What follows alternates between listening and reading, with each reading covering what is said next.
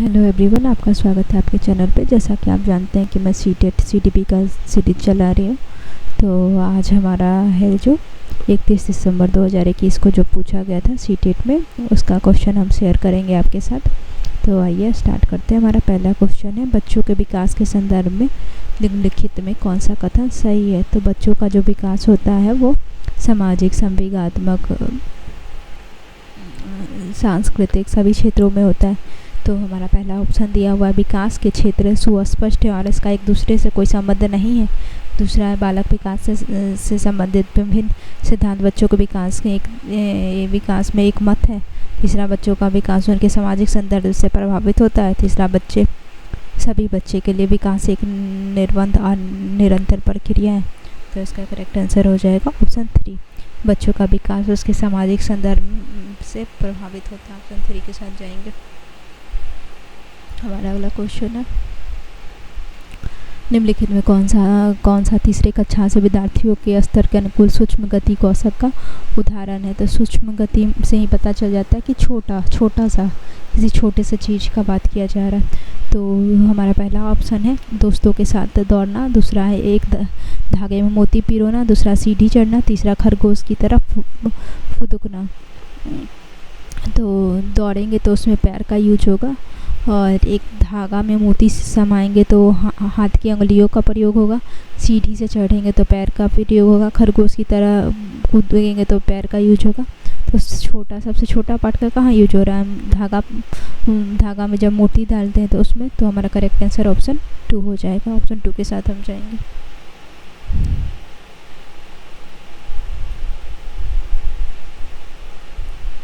हमारा अगला क्वेश्चन है, निम्नलिखित में कौन सी प्रवृत्ति गुण पूर्णतः आनुवांशिक है। पहला, आँख का रंग। दूसरा, बुद्धि। तीसरा, नैतिक विकास। चौथा, सामाजिक विकास। तो पूर्णतः आनुवांशिक है, तो आँख का जो रंग होता है वह आनुवांशिक होता है। तो हमारा करेक्ट आंसर हो जाएगा ऑप्शन 1। ऑप्शन 1 के साथ हम जाएंगे। अगला क्वेश्चन है हमारा, विद्यालय बच्चों को नए व्यवहार और नियम सिखाता है और उसे उसी अनुरूप क्रिया की अपेक्षा करता है। विद्यालय समाजीकरण की डैश संस्था के रूप में कार्य कर रहा है। पहला, प्राथमिक। दूसरा, संरचनात्मक। दूसरा, द्वितीय। तीसरा, विश्लेषक। तो द्वितीय का मतलब क्या हो गया, जब हम जन्म लेते हैं तो हमारे आसपास हमारे मम्मी पापा होते हैं, चाचा चाची होते हैं, काका काकी होती हैं। तो ये सब हमारे प्रथम संस्था कहलाता है। और जब हम विद्यालय में जाते हैं तो ये हमारा दूसरा संस्था कहलाता है। तो इसका करेक्ट आंसर हो जाएगा ऑप्शन 3। ऑप्शन 3 इसका करेक्ट आंसर हो जाएगा। अगला देखते हैं हम। अगला क्वेश्चन है हमारा, लॉरेंस कोलबर्ग के अनुसार नैतिक विकास से कौन से स्तर पर बच्चा अच्छा लड़का अच्छी लड़की विन्यास प्रदर्शित करता है। पहला, पूर्व पारंपरिक स्तर। दूसरा, पारंपरिक स्तर। तीसरा, प्रतंत्र नैतिक स्तर। चौथा, सहयोगी रूपी नैतिक स्तर। तो इसका जो करेक्ट आंसर हो जाएगा वो पारंपरिक स्तर, नैतिक विकास के ये पारंपरिक स्तर। ऑप्शन 2 इसका करेक्ट आंसर हो जाएगा। अगला क्वेश्चन देखते हैं, सीता का साइकिल चलाने के पूर्व अनुभव के आधार पर स्कूटर चलाने के तरीकों में बदलाव करना क्या कहलाएगा। सीता को पहले से साइकिल चलाना आता है और उसी के आधार पर वो स्कूटर चलाना सीखना चाहती है। तो ये क्या कहलाएगा। पहला, समावेशन। दूसरा, संतुलन समायोजन। तीसरा, समायोजन। चौथा, संतुलन या असाधारण्य। तो इसका जो करेक्ट आंसर हो जाएगा वो होगा ऑप्शन 3 इसका करेक्ट आंसर हो जाएगा। समायोजन कर रही है, नए गाने में कुछ नया सीख रही है, तो ये समायोजन के साथ जाएगा। ऑप्शन 3 इसका करेक्ट आंसर हो जाता है। अगला क्वेश्चन देखते हैं, डैश अवस्था में बच्चे लक्षणिक कार्य करना प्रारंभ कर देते हैं और उससे भाषा कौशल तेजी से विकसित होती है। पहला, अमूर्त संक्रियात्मक। दूसरा, अमूर्त संक्रियात्मक। तीसरा, पूर्व संक्रियात्मक। चौथा, संवेदिक पेशीय। तो लक्षणिक कार्य प्रारंभ करना तेजी से कर देते हैं। तो ये जो अवस्था है हमारा वो है हमारा ऑप्शन 3, पूर्ण संक्रियात्मक अवस्था जो है। पूर्ण संक्रियात्मक अवस्था जो है 2 से 7 साल तक रहता है। तो इसी में लक्षणिक कार्य करना प्रारंभ कर देता है बच्चा। ऑप्शन 3। अगला क्वेश्चन है हमारा, डैश में एक अध्यापिका और 1 से 2 विद्यार्थी एक सहयोग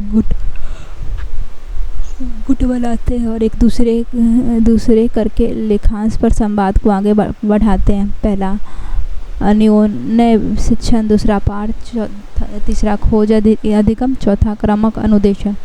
तो ये जो होता है हमारा स्कैप फोल्डिंग कहलाता है।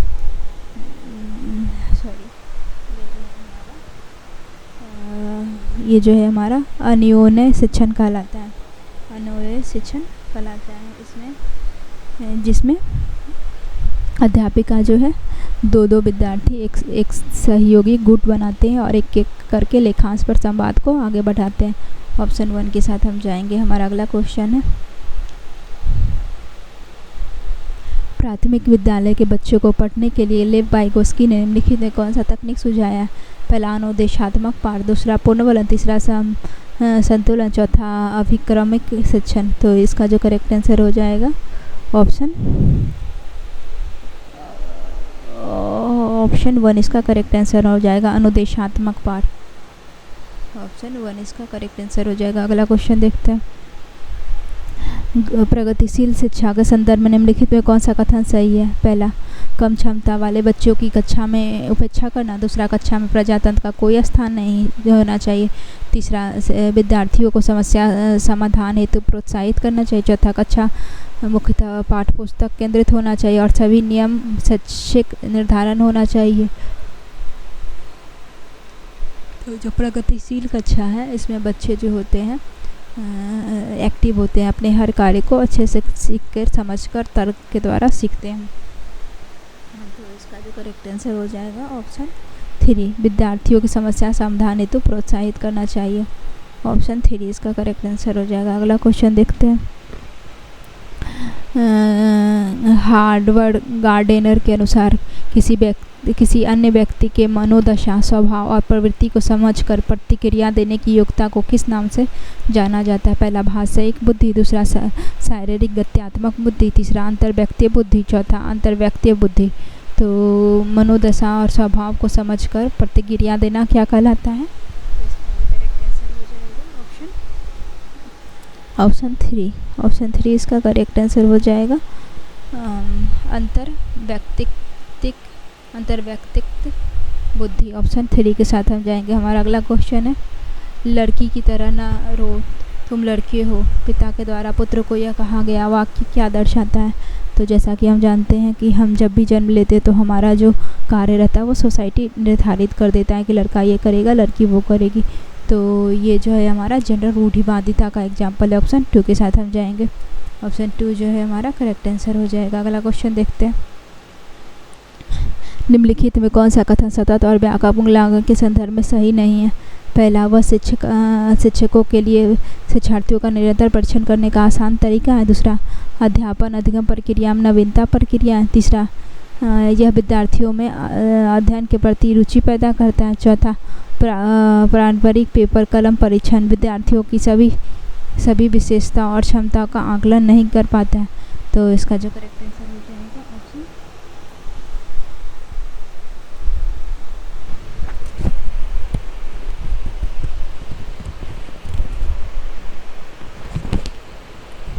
ऑप्शन 1 इसका करेक्ट आंसर हो जाएगा। यह शिक्षकों के लिए विद्यार्थियों का निरंतर परीक्षण करने का आसान तरीका है। ऑप्शन 1 करेक्ट हो जाएगा। अगला क्वेश्चन देखते हैं, पारंपरिक पेपर कलम परीक्षण, ये तो ऑप्शन है। एक अध्यापक को कक्षा की सामाजिक, सांस्कृतिक, धार्मिक और भाषाई विविधता की समझ होनी चाहिए, सही बात है। दूसरा, कक्षा में विद्यार्थी एक समरूप समूह गठित करते हैं। तो इसका जो हो जाएगा दोनों सही है, लेकिन सही व्याख्या नहीं कर रहा है। आर जो है एक ही सही व्याख्या नहीं कर रहा है। ऑप्शन 2 इसका करेक्ट आंसर हो जाएगा। अगला क्वेश्चन देखते हैं, विद्यार्थियों को एक इंद्रधनुष के रंग का क्रम सिखाने के लिए प्रियंका वैनी पीनाला रंग के क्रम को स्मरण करते हुए इस्तेमाल की गई योजना क्या कहलाएगी? पहला साधन लक्ष्य विश्लेषण, दूसरा स्मरण पोषिकारी, तीसरा विपरीत अभ्यास, चौथा लक्षण निर्देश योजना। तो इसका जो करेक्ट आंसर होगा वो ऑप्शन बी हो जाएगा, स्मरणोपकारी। ऑप्शन 2 इसका करेक्ट आंसर हो जाएगा। और इससे पहले जो हमारा था इसका करेक्ट आंसर हो जाएगा ऑप्शन 3। ए सही है लेकिन आर गलत है। ऑप्शन 3 के साथ हम जाएंगे। अगला क्वेश्चन देखते हैं। निम्नलिखित में किस युग्म का मिलान सही है? पहला सृजनात्मक अभिसारी चिंतन, दूसरा लेखक वैकल्प, लिखने पढ़ने में कठिनाई, बौद्धिक स्तर, एक स्थायी व्यक्तिगत अभिलक्षण, चौथा समावेश विशिष्ट विद्यालय में असमर्थ अधिगम की शिक्षा। तो कौन सा मिलान सही है हमारा? तो ये जो है हमारा ऑप्शन 2 सही है, लेखन वैकल्प, विषय पढ़ने में कठिनाई। ऑप्शन 2 के साथ हम जाएंगे। हमारा अगला क्वेश्चन है, निम्नलिखित में कौन सी युक्ति अधिगम की निष्पक्षता वाले विद्यार्थियों के समावेशन के सफल क्रियान्वयन हेतु प्रभावशाली? पहला विषय वस्तु के प्रस्तुतिकरण के लिए बहुविधि साधन का प्रयोग, दूसरा विद्यार्थी की आवश्यकता के अनुसार व्यक्ति शिक्षक की योजना को सन्मुखता करना, तीसरा प्रक्रिया उन्मुख अधिगम के बजाय उत्पादन उन्मुख लक्ष्य को बढ़ावा देना, चौथा सभी विद्यार्थियों के लिए एक समान मानक निर्धारित करना और कक्षा में विविधता की अनदेखी करना। तो इसका करेक्ट आंसर क्या हो जाएगा? ऑप्शन 3 इसका करेक्ट आंसर हो जाता है, पहला और दूसरा। ऑप्शन 3 हमारा करेक्ट आंसर है। अगला क्वेश्चन देखते हैं। अपनी कक्षा का एक विद्यार्थी अपने विचार को व्यक्त करने में मुश्किल महसूस करता है और बार बार विद्यार्थी द्वारा निर्धारित मुख्यधारा रूपी भाषा और उसके स्थानिक कस्बे की बोली में फेरबदल करता रहता है। एक अध्यापक के तौर पर आपको तो पहला ऑप्शन है भाषा को शुद्ध स्वरूपी इस्तेमाल को प्रोत्साहित करना चाहिए, दूसरा विद्यार्थी को विशेष शिक्षा वाले विद्यालय में भेजने का प्रस्ताव रखना चाहिए, तीसरा अनुक्रमिक रूप से लक्षित भाषा में समरूपी शब्द अर्थ प्रस्तावित करने चाहिए, चौथा भाषा को मिश्रित करने पर फटकार करना चाहिए। तो इसका जो करेक्ट आंसर हो जाएगा वो होगा ऑप्शन 3 इसका करेक्ट आंसर हो जाएगा। अनुक्रमिक रूप से लक्षित भाषा में समरूपी शब्द अर्थ प्रस्तावित करने चाहिए। ऑप्शन 3 हमारा करेक्ट आंसर हो जाएगा। अगला क्वेश्चन देखते हैं।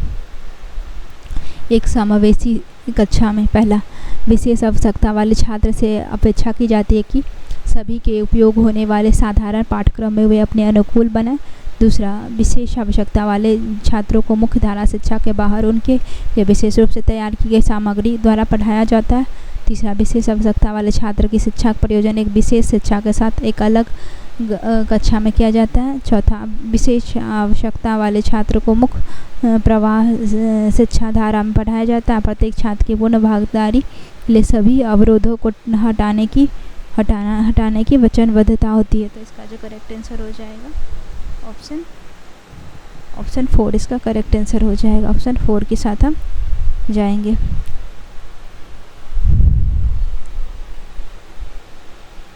अगला क्वेश्चन देखते हैं। एक समावेशी कक्षा में पढ़ने वाले छात्र सौरभ निम्नलिखित विशेषता दर्शाता है। पहला, पुस्तक को पढ़ते समय या तो स्वयं को बहुत नज़दीक या दूर पकड़ता है, बार बार आँख झपकता है, एक आँख बंद करता है या उसकी आँख में लालिमा होती है, चौकबोर्ड पर लिखी हुई वस्तु को गलत पढ़ता है। ये विशेषता किस परिस्थिति की ओर संकेत करती है? तो उपयुक्त जो देख रहे हैं ये समावेशी कक्षा है जहाँ सब तरह के बच्चे पढ़ने आए हुए हैं, किसी को देखने में दिक्कत होता है तो किसी को सुनने में। तो ये जो दशा बता रहा है उपयुक्त चारों स्टेटमेंट जो है इसमें बच्चे को आँख से देखने में दिक्कत हो रहा है। तो ये कौन सा बीमारी से ग्रसित बच्चा है ये इस क्वेश्चन में पूछ रहा है। तो हमारा पहला ऑप्शन है प्रमस्तिष्कीय घात, दूसरा है दृष्टिबाधिता, तीसरा है पाठ्य वैकल्प, चौथा है उच्चारण वैकल्प। तो इसका करेक्ट आंसर हो जाएगा दृष्टिबाधिता। ऑप्शन 2 के साथ हम जाएंगे। ऑप्शन 2 हमारा करेक्ट आंसर हो जाएगा। अगला क्वेश्चन है राष्ट्रीय शिक्षा नीति 2020 निम्नलिखित में कौन सा प्रावधान नहीं सुझाया है? पहला, प्रत्येक विद्यार्थी की विशेष क्षमता को पहचानना और बढ़ावा देना महत्वपूर्ण है, दूसरा रट्टू मारकर प्रत्येक विद्यार्थी की विशेष क्षमता को पहचानना और बढ़ावा देना महत्वपूर्ण है। क्या सुलझाया नहीं गया है? तो रट्टा मारकर सीखने और परीक्षा कर सीखने का जैसा बल देना, यही होगा इसका करेक्ट आंसर। ऑप्शन 2 के साथ हम जाएंगे। ऑप्शन 2 के साथ जाएंगे। हमारा अगला क्वेश्चन है विद्यालय में पाठ्यक्रम निर्धारित करने हेतु इस प्रकार का पाठ्यक्रम नियम लागू करना चाहिए जो डैश से डैश और डैश से डैश की तरफ बढ़े। तो इसका जो हो जाएगा, इसका जो आंसर था इसका ये नहीं होगा। इसका जो हो जाएगा, राष्ट्रीय शिक्षा नीति 2020 में निम्नलिखित ने किसका प्रावधान नहीं सुलझाया, तो ये होगा बच्चों में अनुपालन को बढ़ावा देने के बजाय अध्यापक को इनाम और दंड का इस्तेमाल करना चाहिए। ऑप्शन 4 इसका करेक्ट आंसर हो जाएगा। अगला क्वेश्चन देखते हैं। विद्यालयों में पाठ्यक्रम निर्धारित करने हेतु इस प्रकार का पाठ्यक्रम नियम लागू करना चाहिए जो डैश से डैश और डैश से डैश की तरफ बढ़े। पहला मूर्त स्थानिक वैश्विक, दूसरा अमूर्त वैश्विक स्थानिक, तीसरा अमूर्त स्थानिक वैश्विक, चौथा मूर्त वैश्विक स्थानिक। तो इसका जो करेक्ट आंसर हो जाएगा वो होगा ऑप्शन 3 अमूर्त स्थानिक वैश्विक। ऑप्शन 3 के साथ हम जाएंगे। ऑप्शन 3 हमारा करेक्ट आंसर हो जाता है। अगला क्वेश्चन देखते हैं। एक अध्यापक पठन शुरू करने के लिए अपने विद्यार्थियों को कलम, चिता, पानी जैसे अर्थपूर्ण शब्द की पहचान करने के लिए प्रोत्साहित करता है। यह शिक्षण शास्त्रीय प्रक्रिया अधिगम का कौन सा सिद्धांत निहित है? पहला क्रिया प्रस्तुत अनुकूलन, चौथा शास्त्रीय अनुकूलन, तीसरा अन्योन्यासवाद, चौथा संरचनावाद। तो इसका करेक्ट आंसर हो जाएगा ऑप्शन 4 संरचनावाद। अगला क्वेश्चन।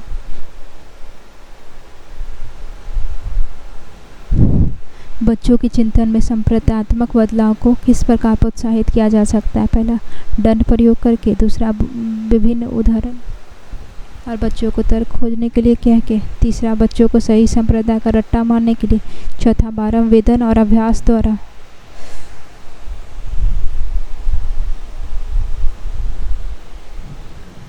इसका करेक्ट आंसर हो जाएगा ऑप्शन 2। अगला क्वेश्चन है हमारा। आपकी कक्षा का एक विद्यार्थी प्रतिस्पर्धात्मक वातावरण के बारे में आशंकित और चिंतित रहता है। एक अध्यापक के तौर पर आपको लगता है कि उच्च स्तर की शैक्षणिक आकांक्षा लोगों को भी प्रेरित और जिम्मेदार रखती है और एक संधारणीय और समृद्ध जीवन के लिए मदद करती है। दूसरा, विद्यार्थी की बढ़ी हुई संख्या को बेचैनी से भावात्मक डर पैदा होता है जो विद्यार्थी की एकाग्रता शक्ति और समृद्धि क्षमता को प्रभावित करती है। तो इसका करेक्ट आंसर हो जाएगा ऑप्शन 1। ऑप्शन 1 इसका करेक्ट आंसर हो जाएगा। अगला क्वेश्चन है। अनुसूचित जाति और जनजाति से जुड़े बच्चे प्राथमिक विधि विद्यालय गाँव में लड़की और दिव्यांग बालक शिक्षा की पहुंच के संदर्भ में डैश स्तर पर है? प्रतिकूल, अनुकूल, समान, प्राधिकृत। तो इसका जो करेक्ट आंसर होगा वो होगा ऑप्शन 1 प्रतिकूल स्तर पर है। ये अनुसूचित जाति और जनजाति और प्रथम विद्यालय गाँव में लड़की और दिव्यांग बालक जो है अच्छे कंडीशन में नहीं है। इनका जो क्लास अटेंड करने का दर है वो धीरे धीरे घटते जाता है। अगला क्वेश्चन है। विद्यालय में अधिगम बच्चों के सामाजिक संदर्भ से निलंबित होना चाहिए। पहला, विद्यालय में प्रवेश से पहले ही छात्र के पास सुपरिभाषित भाषा भंडार और प्रत्यय की समझ होती है। तो इसका जो करेक्ट आंसर हो जाएगा ऑप्शन 1 इसका करेक्ट आंसर हो जाएगा। दोनों स्टेटमेंट जो है वो सही है और आर्ट्स भी सही व्याख्या करता है एक ही। अगला क्वेश्चन देखते हैं। एक छात्र यह मानता है कि वह एक परीक्षा में सफल नहीं हो पाएगी। एक छात्रा यह मानती है कि वह एक परीक्षा में सफल नहीं हो पाएगी और वह अपने प्रदर्शन को कभी सुधार नहीं सकती। सामर्थ्य के संदर्भ में छात्रा का यह विश्वास उसके अधिगम को किस प्रकार प्रभावित करेगा? पहला, छात्र के अभिप्रेरणा में वृद्धि करता है? नहीं। दूसरा, छात्र के अभिप्रेरणा पर किसी भी प्रकार का प्रभाव नहीं डाल रहा है। ये स्टेटमेंट गलत होगा। छात्र के कार्य छोड़ने की अनुभूति का एहसास दिलाता है और उसे अभिगम असहायपन की ओर धकेलता है। छात्र को कार्य तनाव मुक्त होने में सहायता करता है। तो इसका जो करेक्ट आंसर होगा वो ऑप्शन 3 हो जाएगा। ऑप्शन 3 इसका करेक्ट आंसर हो जाएगा। छात्र के कार्य को छोड़ने की अनुभूति का एहसास दिलाता है और उसे अधिगम असहायपन की ओर ढकेलता है। ऑप्शन 3 करेक्ट हो जाएगा। अगला क्वेश्चन है, निम्नलिखित में कौन सी योजना विद्यार्थी को सीखने के लिए निरंतर अभिप्रेरणा रखने में सबसे ज़्यादा मददगार है? पहला, विद्यार्थी में योग्यता की प्रवृत्ति धारण विकसित करना। दूसरा, इसमें इनामों का निरंतर वितरण और छात्र में प्रतिस्पर्धा को बढ़ावा देना।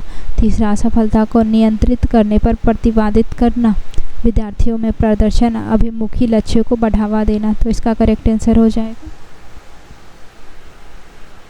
ऑप्शन 1। ऑप्शन 1 इसका करेक्ट आंसर हो जाएगा। ऑप्शन 1 के साथ हम जाएंगे। अगला क्वेश्चन हमारा, बच्चों द्वारा की गई त्रुटि क्या दर्शाती है? पहला, निम्न बुद्धि। दूसरा, कम क्षमता। तीसरा, उसकी ज्ञान प्रजनन की क्षमता। चौथा, बच्चों की चिंतन प्रक्रिया को वयस्कों से गुणात्मक रूप से अलग करना। तो इसका जो करेक्ट आंसर होगा ऑप्शन 4 इसका करेक्ट आंसर हो जाएगा।